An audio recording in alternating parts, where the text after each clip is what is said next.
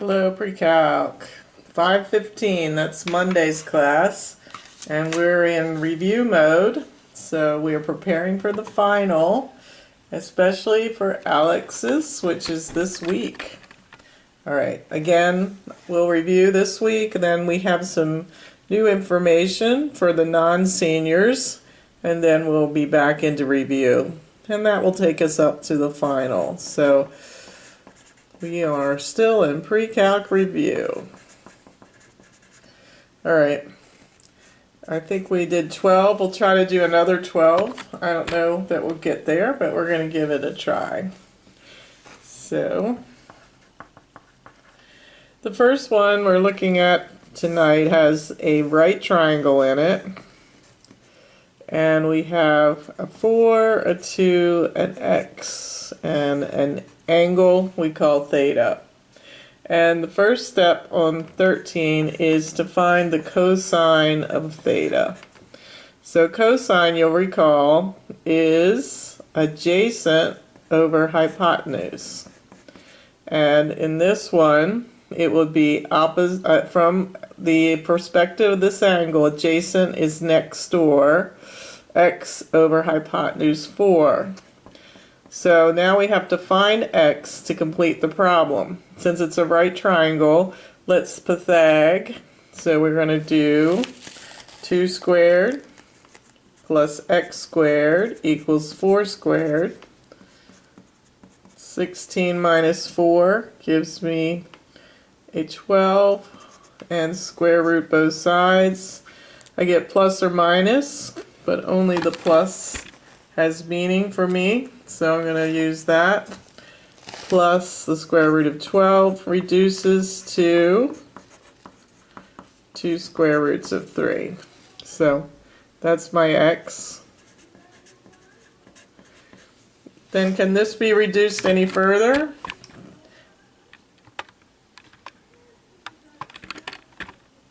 Two square roots of 3 over 4? Yes, it can. These can be reduced by a factor of 2. So we end up with final answer, square root of 3 over 2. Alright, so that's the cosine of that angle, square root of 3 over 2. Let's stay with that picture and do the tangent. So this is square root of 3. Now this was, what was x? 2 square roots of 3. Alright, so now let us do the tangent of theta. Tangent of theta is going to be opposite over adjacent.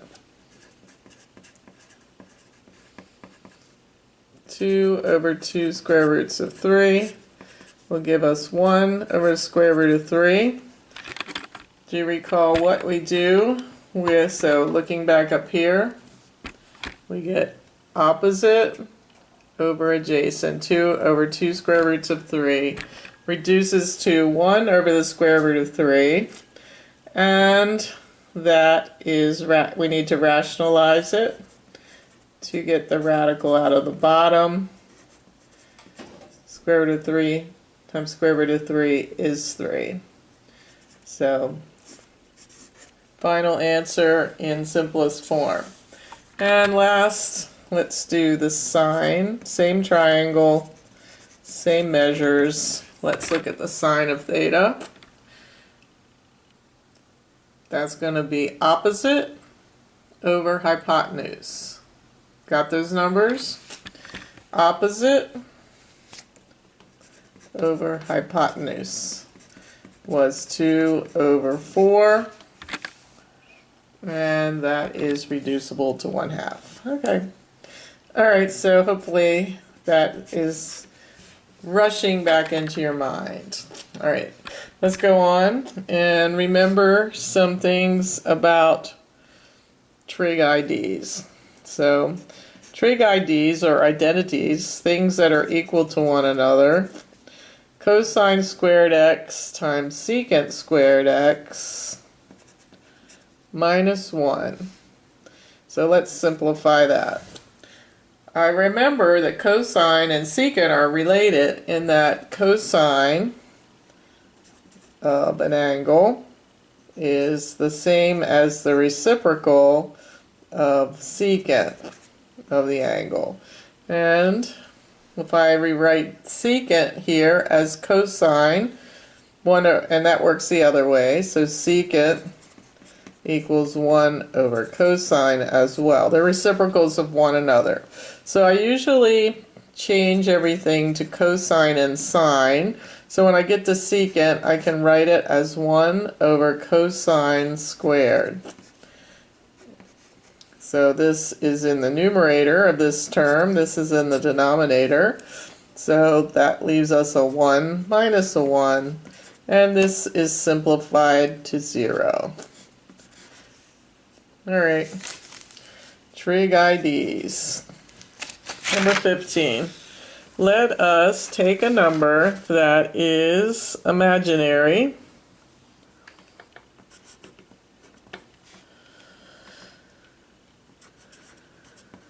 and that has a real part and an imaginary part, and I want it to be written in trig form.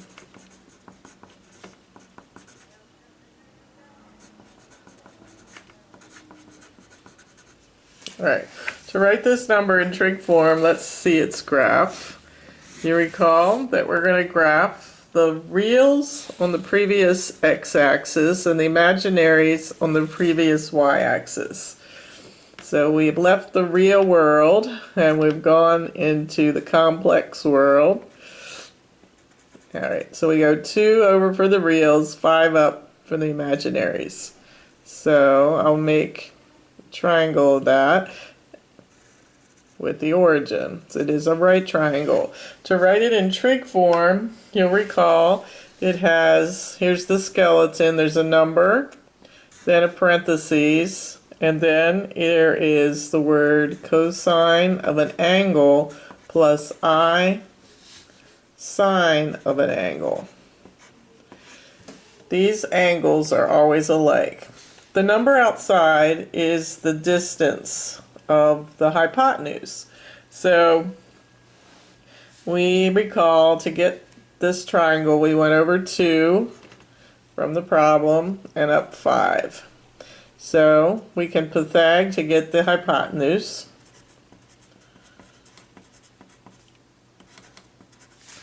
So we end up with a 4 and a 25. So we get square root of 29 equals our hypotenuse.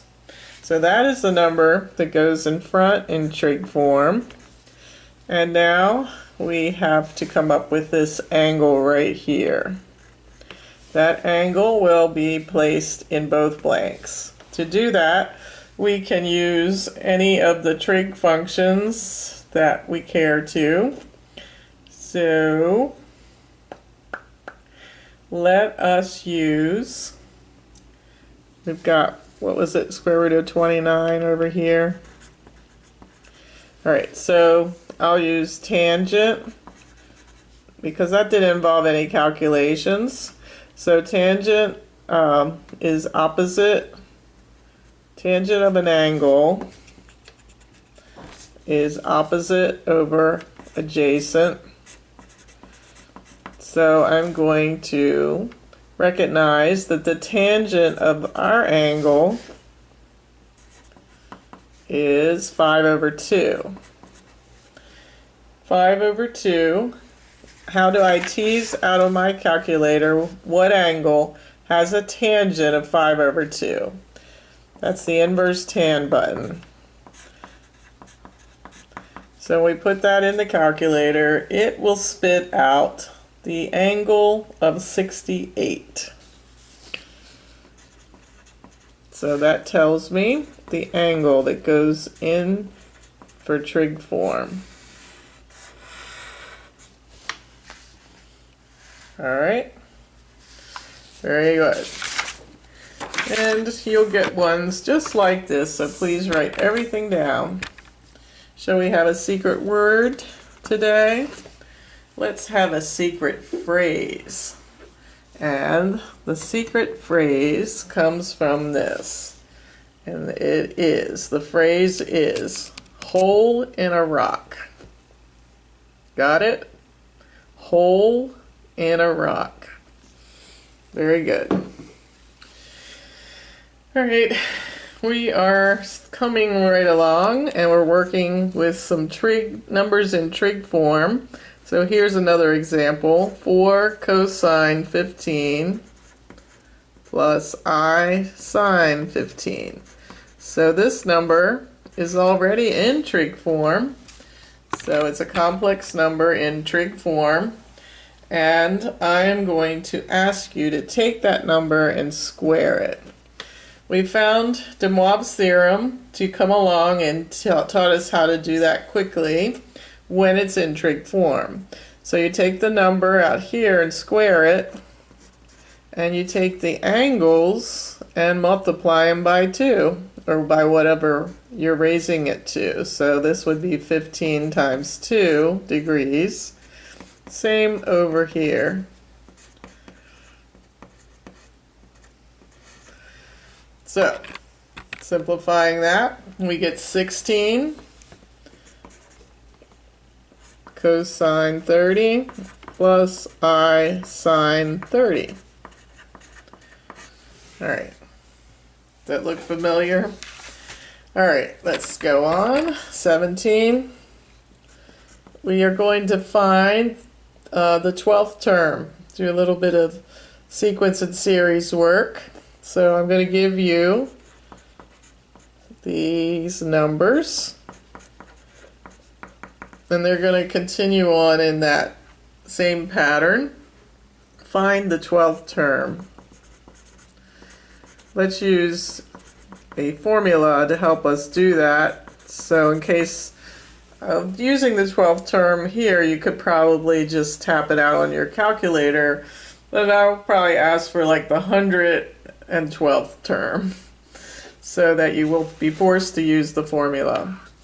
Alright, the formula for finding the nth term is a sub n, that's your nth term, equals a sub 1 plus n minus 1 times d when you have an arithmetic sequence. It's arithmetic if we're adding the same number each time to get the next number, and you'll see that is the case. We added 4, added 4, added 4. So we want a sub 12 equals a sub 1, that's the first term, plus the 12th term, 12 minus 1, times the common difference, 4. So when I work that out, I get 11 times 4 is 44, so the 12th term is 44 plus 3, or 47. Alright, let's go on and find the sum. There's two formulas for arithmetic problems. This time I want you to find the sum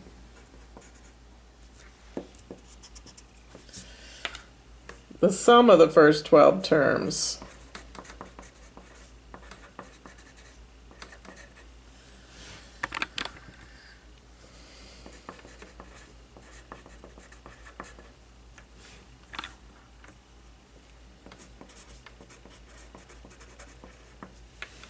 Alright, so sometimes we call it the 12th partial sum. Same thing. So to do that, we needed a formula. It was the sum of the first n terms equals n divided by 2 times a sub 1 plus a sub n. So the sum of the first 12 terms is 12 divided by 2. The first term was 3, and now we need the 12th term. And normally, if we were starting this problem from scratch and hadn't already done this, we would have to go and do this. But we already did it, and it's 47. So that ends up to be 56 times 50 is 300.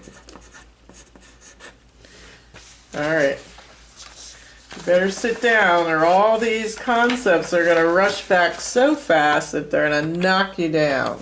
So please be seated. All right.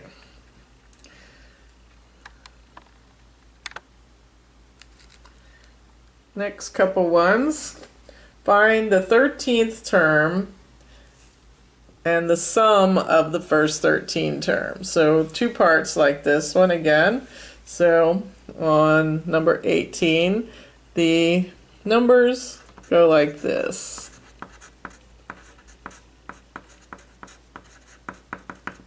So you can see that they are progressing not as an arithmetic sequence, but they are a geometric sequence, because each time we are multiplying by 3 to get the next term.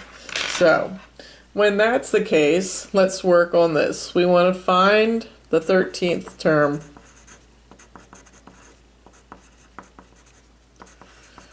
All right, so in order to do that, we need a formula, and it is a sub n equals a sub 1 r to the n minus 1. So that's when we're in geometric land. So a sub 13 is a sub 1. The common ratio was 3 raised to the 13 minus 1, or 12. All right, you have to do this first and then multiply by 3, and it's a big number, as these normally are. 1,594,323. So that's the 13th term. All right. Now I want to sum up the first 13. So find the sum of the first 13. So that's what we're looking for, is S sub 13. S sub n is a sub 1 times 1 minus r to the n over 1 minus r. Alright, so we're looking for the 13th sum. A sub 1, again, was 3. 1 minus the common ratio was 3 raised to the 13 over 1 minus 3. So when I do this top, this whole top, I think it comes out to, I'm not sure, but the whole thing, when I tapped it in, came out to 2,391,483. All right. Very good. 19. Here we remember what this little symbol means. And this stuff hasn't been so long ago.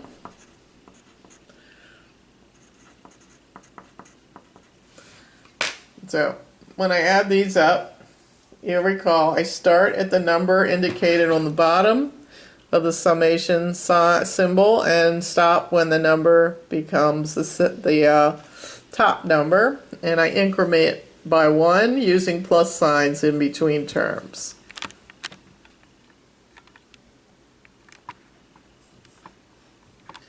Alrighty, so first I put in a 2, and I get 3 times 2 plus 1, which is a 7.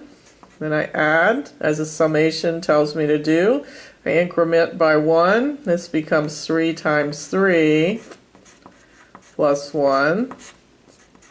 So that's a 10.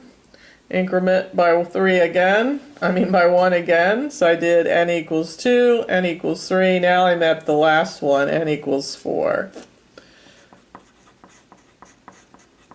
12 plus 1 is 13. So when I add 7, 10, and 13, I get 30. All right. Number 20, I want you to graph this by hand. These were kind of fun. So you'll recall that some good points to look up were 0, not look up, but figure out pi over 6, pi over 3, pi over 2, and then 2 pi, after pi over 2, 2 pi over 3, that's right, 5 pi over 6, and 2 pi. And we can go further if we need to. So let's start with those. Alright, so when I put a 0 in here, I get sine of 0, which is 0, and 3 times 0 is 0. So I'll graph these as I go. Alright, we're going to go around on these radian measures. Alright, so at 0, the angle was 0, we get a 0. So it's right there. Alright, next one, pi over 6. When I put pi over 6 in here, I get 3 times sine of 2 times pi over 6, which is pi over 3. What's the sine of pi over 3? Well, I have to go to my unit circle. Now let me find one of those.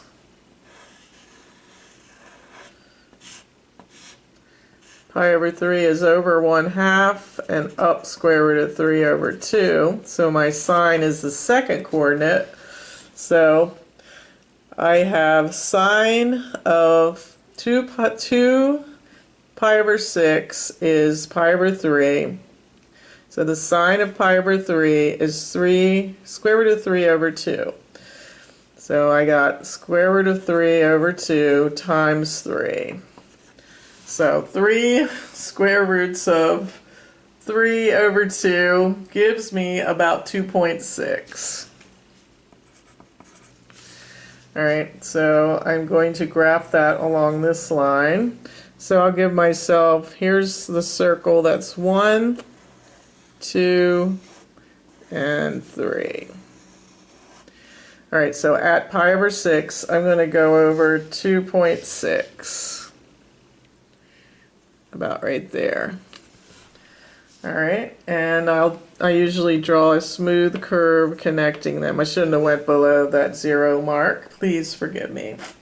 When I put in pi over 3, lo and behold, without me going through the whole steps, you can check by calculator that when you put pi over 3, you have to be in radians to use your calculator, which is your mode button, and you'll see that it also comes out to be 2.6. So we're going to go over to pi over 3 line and go out 2.6 again. So it probably goes like that. And when I do pi over 2, I get 0, and it comes back down to 0. Alright, let's see where it goes next. 2 pi over 3 yields me negative 2.6. So we're at 2 pi over 3 right here. So negative means I go back through the origin to the line back here, and I hit 2.6. So you can probably see this is the kind of thing that's going to happen. And if you're not convinced, you just keep graphing more and more points until you get the curve. Alright, we'll do one more. 21. I think I said we'd do 22. See if I can smush it on this paper. Alright, so let's say that I roll a die. That's a 6-sided die 3 times. And I get a 6 every time. What's the probability of that happening? So, I want the probability of getting a 6, then a 6, and then a 6. Alright. So we can do that by our counting method. Alright, so on the bottom there's no restrictions. So how many ways can I roll a die?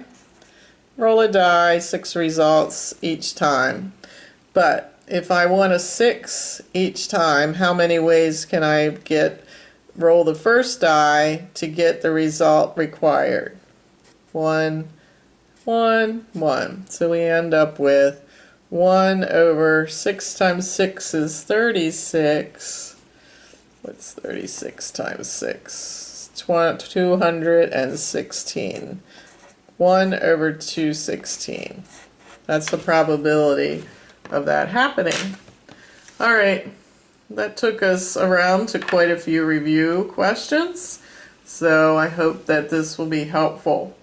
All right, write them down. This will be an excellent study guide. All right, carry on.